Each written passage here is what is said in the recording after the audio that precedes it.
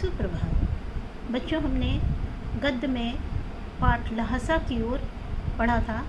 आज हम उसके आगे का भाग पढ़ते हैं। लेखक चीनी किले से निकलकर थोंगला के पहले के अंतिम गांव में पहुँचे। उनके साथ आए बौद्ध भिक्षु सुमति की वहाँ के लोगों से अच्छी जान पहचान थी, जिसके कारण वहाँ उन्हें रहने की अच्छी जगह मिल गई। लेखक और उनके साथियों को डांडा थोंगला पार करना था, जो एक खतरनाक जगह थी, क्योंकि उसके आसपास कोई गांव नहीं था और वो बहुत ऊंचाई पर स्थित था। इसलिए वहां पहुंचने पर लेखक को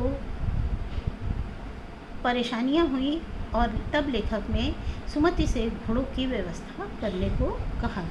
घोड़ों पर सवार होकर वे दोपहर तक डांडा पहुंच गए। इसके दक्षिण की तरफ पूर्व से लेकर पश्चिम तक हिमालय की बर्फ से ढकी चोटियां थीं। उतरते समय लेखक का घोड़ा सुस्त होने के कारण पिछड़ गया और वे दाएं की बजाय बाएं गलत रास्ते पर चले गए, जिसके कारण उन्हें लंगकोट पहुंचने में देरी हो गई और सुमति नाराज हो गए।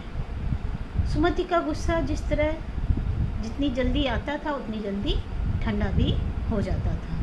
वहाँ पहुंचकर लंगकोट में उन्होंने चाय और सत्तू खाया और रात को उन्हें गर्मा गर्म थुक्पा भी मिला। इसके बाद वे तिंगरी के पहाड़ों से घिरे मैदान में पहुँचे। वहाँ तिंगरी एक समाधि स्थल है, जो एक छोटी पहाड़ी पर स्थित है।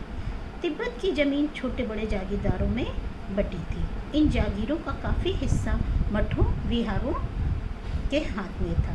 हर जागीरदार बेगार मजदूरों से कराता था।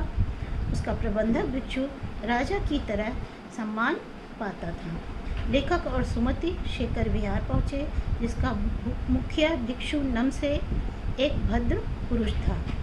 यहाँ पर पहुंचकर उन्होंने मंदिर में रखे कुंजर बुद्ध वचन का अनुवाद, जो हस्तलिखित पोथियाँ थीं, 103 पोथियाँ थीं, उनके अध्ययन में वो व्यस्त हो गए और सुमति जो है वो अपने यजमानों से मिलने चले गए। दोपहर तक वो वापस भी आ गए और अगले दिन वे भिक्षु नमसे से विदाई लेकर वापस लौट चले।